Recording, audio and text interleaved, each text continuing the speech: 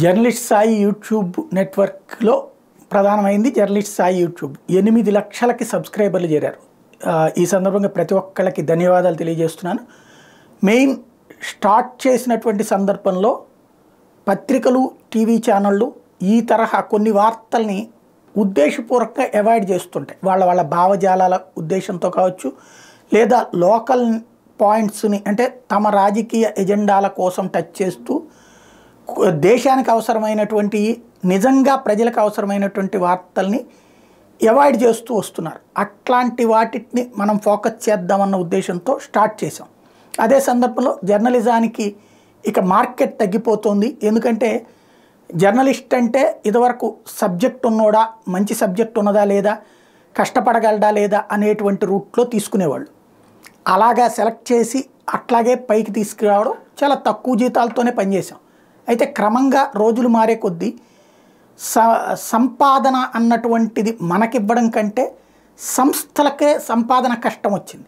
కాబట్టి వాళ్ళు ఏదో ఒక ఎజెండా తీసుకోక తప్పలేదు. వాళ్ళు ఆ ఎజెండాకి తీసుకునేటటువంటి క్రమంలో జర్నలిస్టులకి విలువ పడిపోయింది. ఎందుకని? తాము సంపాదన చెయ్యాలంటే సంపాదించి పెట్టేవాళ్ళు జర్నలిస్టుగా కావాల్సి వచ్చింది తప్పించి సబ్జెక్ట్ ఉన్నటువంటి వాళ్ళ జర్నలిజం కరువు అవుతుంది. ఇలాంటి దశలో సమాజాన్ని నమ్ముకున్నాను. ఎందుకంటే ఇన్నేళ్ల అనుభవంతో సమాజం చూసింది కాబట్టి మనల్ని, ఆ సమాజాన్ని నమ్మితే ఆ సమాజం మనల్ని ఆదరిస్తుంది అన్నటువంటి ఒక ధైర్యం యూట్యూబ్ ఇచ్చింది. కోట్ల రూపాయలు ఖర్చు పెట్టి ఛానళ్ళు పెట్టలేం, 100 కోట్లు ఖర్చు పెట్టి పేపర్లు పెట్టలేం. మరి ఏం చేయాలి? శాంతం ఇంటికెళ్ళి కూర్చోవాలా? లేదు. మనకున్నటువంటి టాలెంట్కి ఒక ప్లాట్ఫామ్ ఇచ్చింది గూగుల్, యూట్యూబ్. ఆ యూట్యూబ్ ఈ రోజున 8 లక్షల మందిని నాకు దరి చేర్చింది, నేను వాళ్ళ దరికి చేరేలా చేసింది. అలాగే రోజుకు 10 లక్షల వ్యూస్ దాకా జరుగుతున్నాయి. అంటే సమాజానికి కూడా నిష్పాక్షికమైనటువంటి వార్తలు ఎంత అవసరం అన్నటువంటిది తెలుస్తోంది. సహజంగా ఈ సందర్భంలో నేను ఏ రోజుకు ఆ రోజు ఆత్మవిమర్శ చేసుకుంటూనే ఉంటా.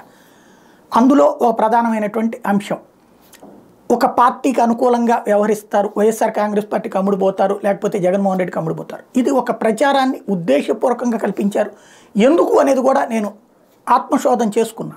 ఏంటి అంటే అసలైనటువంటి పాయింట్, ఒక 6 రకాలైనటువంటి మీడియా ఆంధ్రప్రదేశ్లో మీడియా ఉన్నటువంటి ప్రధానంగా ఈనాడు, ఆంధ్రజ్యోతి, సాక్షి. టీవీ ఛానళ్ళలో ఇటు పక్కన ఎన్టీవీ, TV9 రెండు న్యూట్రల్గా ఉంటున్నాయి. సాక్షి అటు పక్కన వాళ్ళకి అనుకూలంగా ఉంటుంది. ఇటు పక్కన ఏబిఎన్, ఈటీవీ, TV5, మహా టీవీ ఇవన్నీ ఉంటున్నాయి. 2 పత్రికలు ఉంటున్నాయి. వీళ్ళు ఒక ఎజెండా బేస్డ్ జర్నలిజాన్ని జనం మీద రుద్దేస్తూ ఉంటే చివరికి వార్తని వార్తగా కాకుండా తమ ఉద్దేశాలని వార్తగా ఆపాదిస్తూ, ఇదివరకు వార్తలుగా ఇస్తూ థర్డ్ పేజీ కాలమో లేకపోతే ఒక పక్కన బాక్స్ పెట్టినో వాళ్ళ ఎజెండాని రుద్దేవాళ్ళు.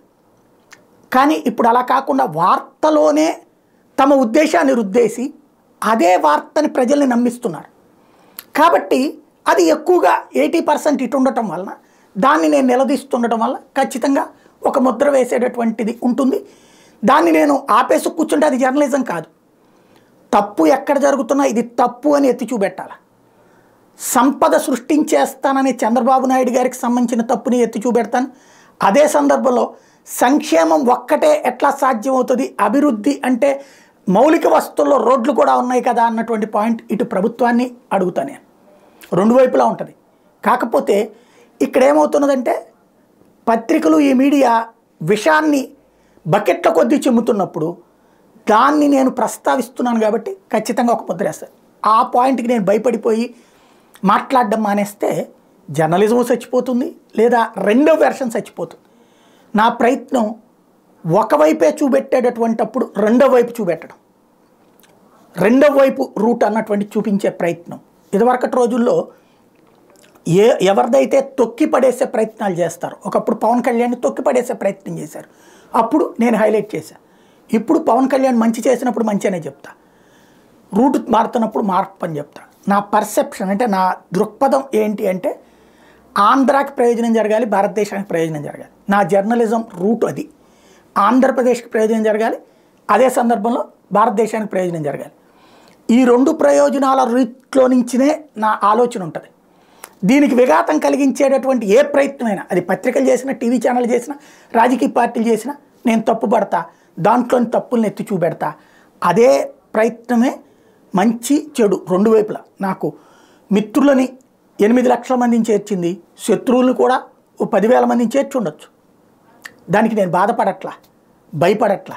భయపడితే జర్నలిజం అవ్వదు. బాధపడిపోతే సమాజంలో ఎవరిని సాటిస్ఫై చేయలేం. అందరినీ సాటిస్ఫై చేసే జర్నలిజం కాదు. కాబట్టి సగర్వంగా ఈ సమాజం ఇచ్చినటువంటి భిక్ష, వాస్తవంగా చెప్పాలంటే జీతాల కోసం యాజమాన్యాలు చెప్పేటటువంటి ఎజెండాలతో పనిచేయలేక నాదైనటువంటి స్వతంత్రతకి సమాజం ఇచ్చినటువంటి విలువ ఈ రోజున 8 లక్షల సబ్స్క్రైబర్లు.